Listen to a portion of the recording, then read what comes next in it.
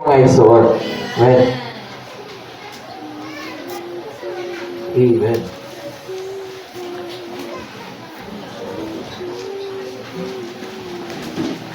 Maayong hapon sa tanan, no?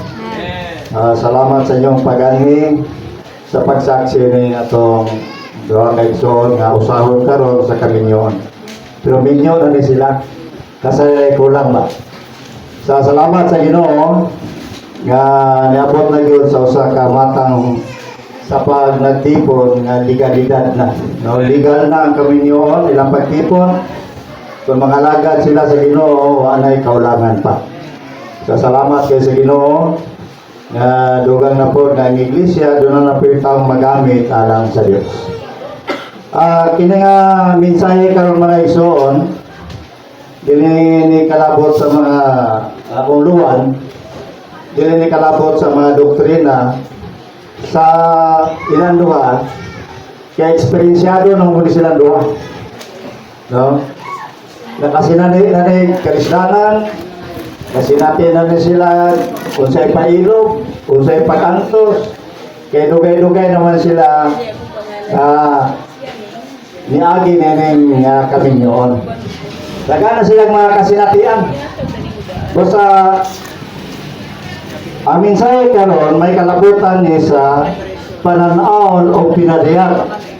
No, lagi padayag sa Ginoo kanato, no? Nato basahon sa Kaduhang Korinto kapitulo 12. Atong basahon para nga dinhi nato mapasukad ang atong opening nini nga mensahe. Dali rani isa ka oras ani mga igsoon, mga igala mga igsoon, isa ka oras ani. Okay. Mura naglaktod-laktod tani, shortcut tani, no? Giyon dire ni Apostol Pablo gikinanglan ang pagpasigarbo bisan to dili mapuslanon apan magisgot og mga pananaon o mga pinadayag sa Ginoo. So unsay gisgotan ni Apostol Pablo? Pananaon o pinadayag gikan sa Ginoo. Sa karang mga igsoon, gisgotan nato ni may kalambigitan ni nga kaminyo kining kasal. Okay? Ang atong giawit sa gingon dire, it is not for man, it is not good for man to be alone. So dire maayo ng tao mag-inusara. Okay. Ato nang basahan ani sa mabasa sa Genesis 2 kapitulo 18. Inaot nga mapinuksan ninyo inyong salabutan, kasabot mo nining balang kasulatan, dahil mo tuusap mo mga higala mga igsoon. Kaya dili ni kanabitang pagpahimuot lang sa atong kaugalingon, lingaw-lingaw lang dili kay nay kasal, kini atong isgutan karon, mo ni siyang gitinguha sa kasing-kasing sa Dios. Sa gingon niya diri, Genesis 2:18, o ngayon siyo ba nga Diyos, dili maayo nga maginusara ang tao. Buhatan ko siya katabang, ingon nga kapikas niya. Iyon siya dili na maayo ang tao mag-inusara. Buhatan niya o kapikas, katabang. Muna ang timana na to, kapikas, katabang. Okay? Kisay nabulong ani, dili si Adan ang Diyos. Okay? Si Adan may problema. No? Nagulat lang siya sa arrangement sa Diyos. Pero pinaagi ni Adan sa gibuhat niya nga tao, gipadayag sa Diyos ang iyang pagbati. Gipadayag sa Diyos ang iya nasulod sa iyang kasing-kasing. Sa ingon niya, dili maayo ang tao mag-inusara. Nananakaingon man siya na mga higala mga igsoon. Pero kaya ang Diyos nag-inusara. Sa nilabang eternidad, ang atong Diyos naginusara siya. Wala siya kauban. Kani nagbuhat sa universo tanang butang, naginusara siya. Wala siya kauban. Basta niyo siya, dili maayo. Nagpasabot nga, gibati niya nga kung wala siya kauban, dili maayo alam niya. No? Wala nga gipakitaan ta, no, nga ang Diyos na to, nakinahanglan po siya o kapikas. Nakinahanglan siya o katabang. Wala ang gabuhat siya o tao. Sa maisaw niya ang pinadayag sa kasing-kasing sa Diyos. Di na niya itong isgutan kung saan pagpalugwa sa Diyos o iyang kapikas, iyang katabang. Wala na problema ni Grace o niyan yan. Kaya nahaluna naman sila. No? Kaslo ni sila, pwede na pahaluan na, nagpahaluan na sila silang kagalingon. Pero ang atong Diyos, wala pa. Hangtod karon ang atong Diyos nangandoy na makabaton siya o kapikas niya. Ano man, wala pa may nahitabo. No? Kaya sa ang Diyos, makabaton o kapikas niya. Kasabot pa mo kapikas? Okay, alam masanta ni sa diya nga ningon ang Diyos, di na mayo ang tao maginusara. Mo pang ipakatulog niya si Adam. O sa ipakatulog, gipatay niya si Adam. Dayon, gikuhaan o gusok. Then ang atong gusok, gihimo, gitokod. Okay, ato na gamito ng pulong gihimo. Edison po sa tulong gitukod. Pero sa pagkatinog, gitokod, gila siya. Pero kaya naman ta sa tawahanon pa nga guys, but sa Nekoan, iba. Gikuha ang gusok ni Adan, ipakatulog si Adan, gikuha yung walang gusok, o gimong babae. Gimong iba. Okay? Asa nagkuha ang Diyos o babae? Sa gusok ni Adan. Wala siya magpurma o laing yuta aron imong asawa ni Adan. Wala po siya magkuha diya sa mga hayop aron mahimong kapikas ni Adan.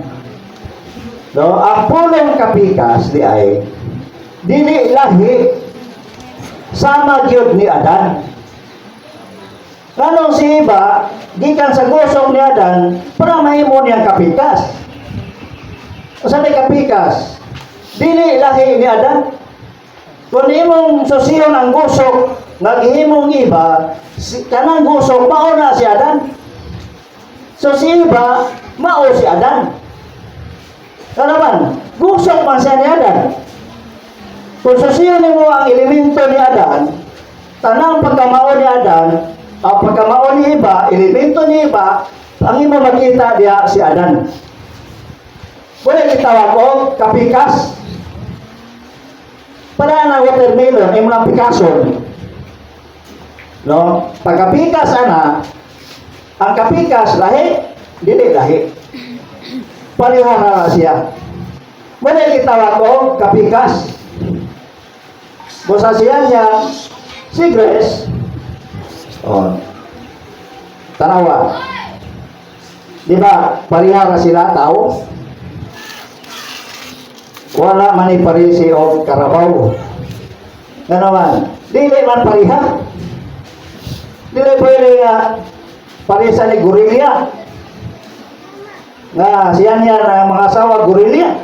Di pwede. Ang tao, mga asawa nagtao, na parihas niya. Pusa, dili ipakita ta. Ang Diyos nangandoy siya o kapikas. Okay? Nagpasabot nga ang Diyos nato naginusara nga gustong maminyo. Nakadawat na baka magbinsay nga ang Diyos maminyo? Ato daw basahon. Kaning bugna di Sinoy City. Para mapamatoda nato, no? Nga ang Diyos na nangandoy o kaminyoon. No? Bugna di Sinoy City.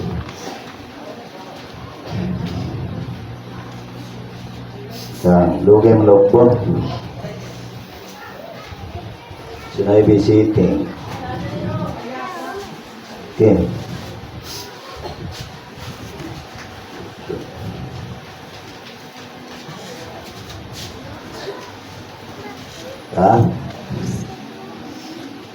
Sinay beans.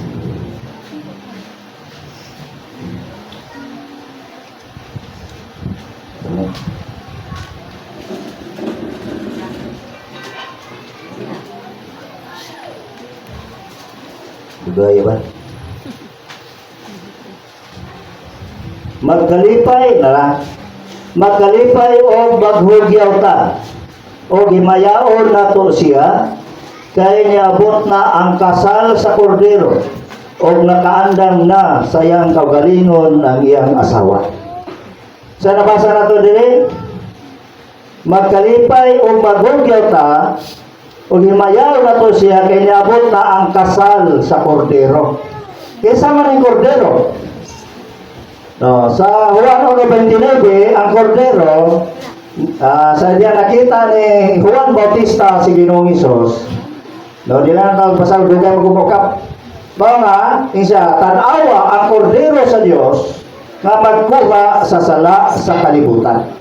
Sa Juan 1:29. Gitudlo ni Juan Bautista nga kana si Ginoong Hesus mao ang kordero sa Dios. Siya ang nagtubos sa atong mga sala.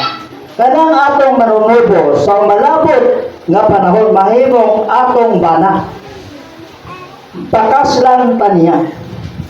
No? Bosa sa Isayas 54:5 gingon dia ang atong magbubuhat ang Dios atong bana. Sa ato pa, ang Dios gusto yun o kaminyoon. Kung ba tato nga ipahayag yan ninyo nga gusto ang Diyos o kaminyoon. Basta, ang problema ni asa man ta mangita o mahimong kapikas niya nga sama gid niya sa kinabuhi o kinaiya. No, sama ni Iglesia o niyan yan. Dili man ni sila pariha, di man ni nga lahi-lahi kinaiya, lahi-lahi kinabuhi. No? Tawanon ang kinabuhi niyan yan. Tawanon po ang kinabuhi ni Grace. Di ba? Dili lahi-lahi, kinaya ang tao ni yan. Tawanong kinaya po ang naa ni Grace. Na asa mang mangita ang Diyos o kapikas niya nasama niya sa kinabuhi o kinaiya. Inang lamang yun ka ang tao, mga asawang tao, ang Diyos, kung sa po yung pangasawang sa Diyos. Diyos po yung pangasawang. Basta kikinanglan, masayra na ito na yung saon. Okay, yan ta, balik ta ni Adan. Si Adan, ipakatulog sa Diyos. No, ikuha ang iyang walang gusto o gihimong babae. Gingan lang iba. Si Ginoong Hesus po, kung sa'yo na itabo, gipatay siya dito sa cross. Dahil ginugang ang iyang kilid. Niagas ang dugo o tubig. Okay? Si Adan, sa gusok, sa walang gusok, gikuha ang gusok imong babae. Si Kristo po, ang atong Ginoo, dito sa cross, gipatay siya, sama po niya Dan, ginugang ang iyang walang kilid, o niagas po ang dugo o tubig. Para sa man ang dugo? Ang dugo alang ni sa katubsanan na to, pagtubos na to. O sa pagkay kagamitan sa dugo nga niagay sa kilid sa Ginoo, pagbatok sa sala. Dayon, pagpalit sa iglesia. Mao na function, manay kagamitan sa dugo nga niagay sa kilid sa Ginoo. Kaya di man ta angayan sa Ginoo. Layo kay ta sa Ginoo. Makasasala ta nga tao. Busa ang unang gibuhat sa Ginoo, hinluan ta sa atong mga sala. Tubsan ta sa atong sala. No, kay naa siya tumong king mga igsoon, mga igala. Nganong ang Diyos nagpakatao? Okay?